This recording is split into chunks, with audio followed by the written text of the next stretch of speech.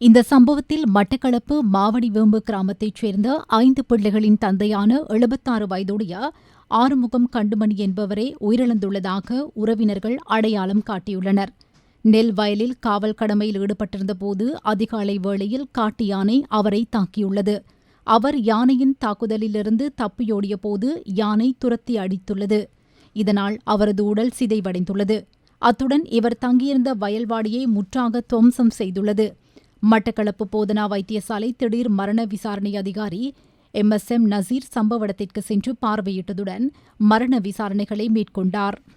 பதுளை மாவட்டத்தின் கொஸ்லந்த, பூனாகலை உள்ளிட்ட பெருந்தோட்டப் பகுதிகளில் காட்டு யானைகளின் அட்டகாசம் தொடர்ந்தும் அதிகரித்து வருவதால் மக்கள் கடும் அச்சத்தில் வாழ்ந்து வருகின்றனர். சமீபத்தில் மக்கள் வசிக்கும் குடியிருப்பு பகுதிகளில் நுழைந்த காட்டு யானைகள் 3 வீடுகளை சேதப்படுத்தியுள்ளன. ஹல்துமுல்ல பிரதேச செயலக பிரிவுக்குட்பட்ட கம்பஹா, பூனாகலை, மக்கள் தெனிய, கபரகல, பெட்டிகல, மகாகந்த, மீரியபெத்த, அம்ராகல, அர்னோல், அம்பட்டிகந்த உள்ளிட்ட பகுதிகளில் யானைகள் அடிக்கடி புகுந்து பயிர்களை சேதப்படுத்துவதோடு குடியிருப்புகளையும் தாக்குகின்றன.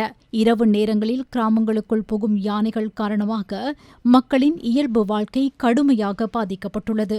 இதுவரை 3க்கும் அதிகமான உயிரிழப்புகள் பதிவாகியுள்ளதாகவும் பலர் காயமடைந்துள்ளதாகவும் மக்கள் தெரிவிக்கின்றனர்.